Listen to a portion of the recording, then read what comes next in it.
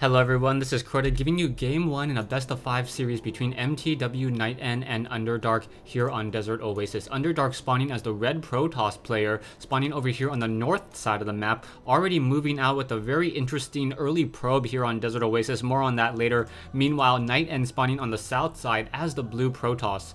Now, whenever I see an early probe come out here, especially on Desert Oasis, I believe that they're going to try to do some cheese play. Perhaps a pylon down here followed by a forge, and then we all know that you can get some cannons into this position and start warping in cannons very, very easily, and it does look like that's going to be the strategy. So now Underdark opening up with some cheese play here on Desert Oasis. One of the reasons why Desert Oasis was recently removed from the StarCraft 2 1v1 ladders. However, I believe that this tournament and the map pool was set before that was completely finished. So now we see this pylon currently being warped in, and now we have a pylon or a probe now moving out from NightEnd. So NightEnd moving out with this probe. We'll see if this probe does try to scout out this position here, as it is standard cheese play. As this probe now moves out, activates this Naga Watchtower, one of the things I still suggest is putting the destructible rocks here and a smaller choke point, and then putting a wider ramp here, which would open up the game and have a lot less cheese. A probe now making its way into the base here will be able to get sight and quickly realize that it is going to be cheese play. We see the standard zealot currently, standard gateway already being placed down by NightEnd, and as soon as this probe now moves into this base, we'll quickly realize that something is definitely up, as the forge now being warped in by Underdark. Underdark, however, very, very curious, as the most he can do is put a cannon here and then try to put a pylon here, which will be a very, very interesting play. And now NightEnd already comes in and he sees the cannon currently being warped in, canceling this Vespene Geyser and getting a forge instead. So with this cannon currently being warped in, what's going to happen is most likely 2 probes are going to try to run into this base. However, NightEnd going to try to move 4 probes over onto the ramp. That is not going to work, as probes are able to mineral path into this base over here, and that's one of the things that I think needs to be changed. If this probe is able to pass through these, units right here, no, not able to pass through. Yeah, there we go. There's that mineral pathing coming in, and now able to completely just ignore that wall. And now we'll be warping in a pylon here. Probes now coming off the mineral line to try to zap away at that one probe down to 15 hit points, and there it goes because it was mineral pathing, and down it goes. So nicely done. However, second probe now already coming in. Will this probe be able to get in? Now trying to mineral path. Will it be able to get in a pylon? There it is. That pylon is in play. Probes trying to take it down. However, already one photon cannon here trying to peck away, trying to take down more and more of these probes. Probes are taking a lot of damage, and down it goes. So NightEnd able to stop that one probe, and very nicely done. Underdark sitting over here now getting double gas onto his assimilators here, so perhaps going to try to open up into a void rays.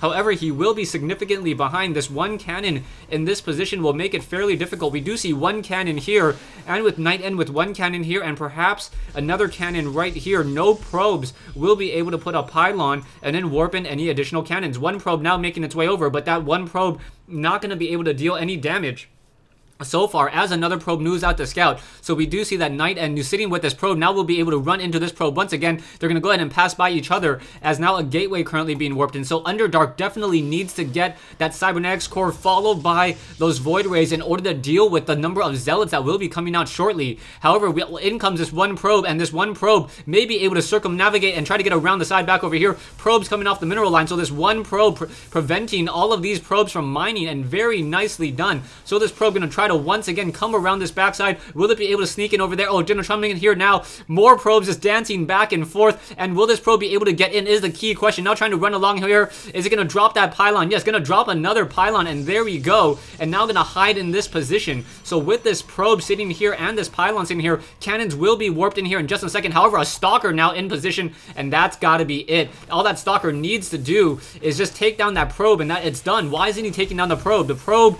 is the weakest link in this portion. There we go, trying to take down that probe. Probe now shot down, and now that pylon will get taken down. Back over here, we now see a probe walking around. We do see another gateway and a Cybernetics core currently being warped in. Not quite sure why he's going for so many assimilators. Perhaps he's going to try to train up a lot of sentries. That's the only reason why to get that much gas this early in the game. And now going into a 4-gate play. So with 4-gate, he will be able to warp in units here and perhaps try to clear these back rocks. Now we do see that there are 2 stalkers now trying to shoot this down. There is no sight onto that high ground, as I accidentally hit the B button to rewind, didn't mean to. So you can see that this one cannon is unable to see onto that high ground. So these stalkers are able to shoot at this one photon cannon without this photon cannon firing back even though the photon cannon has a range of 7 compared to a range of 6 on those stalkers. So one probe now making its way over here. This one forge, not much will be done, and now we perhaps see some sentries. Yeah, sentries currently being warped in by this gateway, or I guess they're technically training, but I think it's a gateway, so I can say warp in off of this. And now it will be a 4-gate, and now the cybernetics core being chrono boosted in order to try to hurry up and grab that warp gate research. And there is a moth on my wall. I killed it, but now I have a black smudge mark.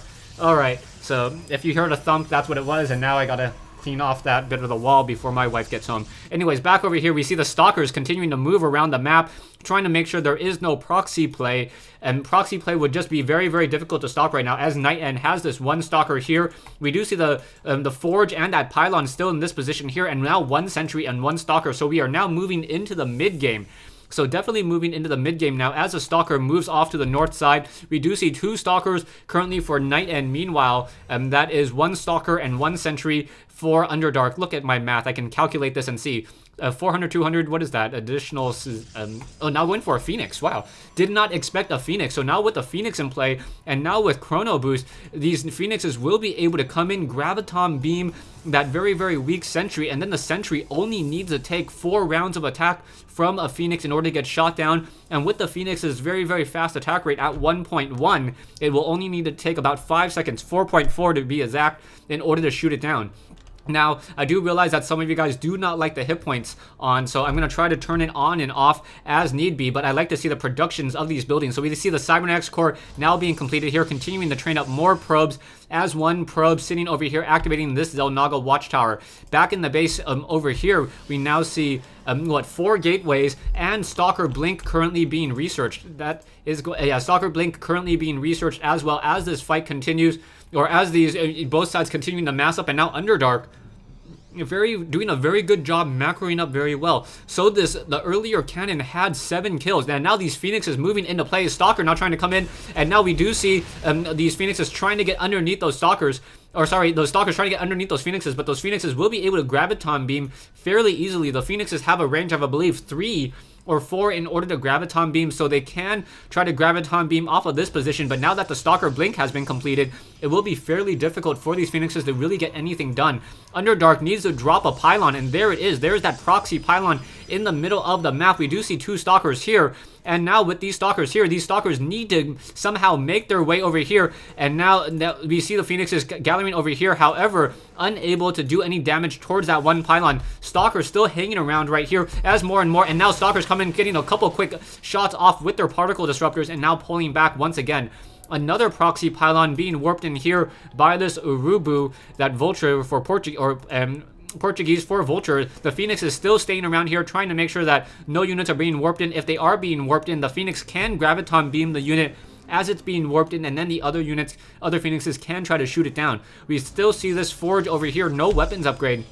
And now we see Immortals being trained up by NightEnd. So NightEnd trying to train Immortals to deal with the amount of Stalkers that Underdark has currently macroed up. Currently sitting on 16 Stalkers, excuse me, 20 Stalkers, as this fight as both sides continue to macro up more and more units. Kind of curious as to why there are no sentries. Oh, that one probe getting taken down very easily, as these Stalkers now going to try to move off, and there it comes that force field. So very nicely done using that force field. And now you see that one, there we go, in comes a Blink, and now Blink off onto the high ground. Very nicely done. Graviton Beam now coming in. Stalkers now trying to focus down that Immortal. Immortal now getting taken down. Phoenix is now getting taken down as well. Underdark now continuing to Blink more and more up onto that high ground, and NightEnd in trouble. The massive number of Stalkers, just too much to deal with. They should be fighting closer due to this Photon Cannon. However, Underdark just trying to blink away from those Stalkers and dealing a lot of damage back and forth. Now coming in, we do see one Void Ray. Void Ray needs to get fully charged, perhaps attacking one of his own buildings. There we go, charging up on that Forge. Stalkers, however, blinking underneath that Void Ray. Very nicely done once again. Zealots now out of melee range. And now Underdark using these warp gates against them, so that none of those probes are able to deal damage. Down goes that cannon as well. And now with NightEnd trying to use probes to win this fight, that is always a very, very bad sign. And I believe Underdark is going to win this game. So NightEnd saying well played. That's also customary with a GG. And now Underdark takes game 1 in this best of 5 series. Thanks for watching. Thanks for listening. Underdark opening up with a forge and a cannon play here. That cannon able to shoot off onto that high ground and then start warping in a pylon. Even though no cannons were warped in along this edge here, 7 probes were killed in trying to take down this high ground pylon. Once those 7 probes were taken down, even though Underdark did sacrifice his early economy in order to get as many probes, or in order to be supply locked and try to get this pylon over here, he was able to get a significant economic damage enough to be able to come in with 4-gate, and 4-gate did a lot of damage. NightEnd opened up with a 2-gate into a Stargate and a robotics facility, also got a forge. That forge really wasn't necessary. If he had gotten the cybernetics core a little bit earlier, the cybernetics core may have played off a little bit better, but there was this one cannon here that prevented the probe from trying to come in along this easy route, along this south side, and try to put in a cannon here. But I think a pylon and then an additional gateway in this position would have worked just as well. Thanks for watching. Thanks for listening. I hope you guys enjoyed this 1v1 replay and Game 1 in a best of 5 series. Stay tuned for Game 2.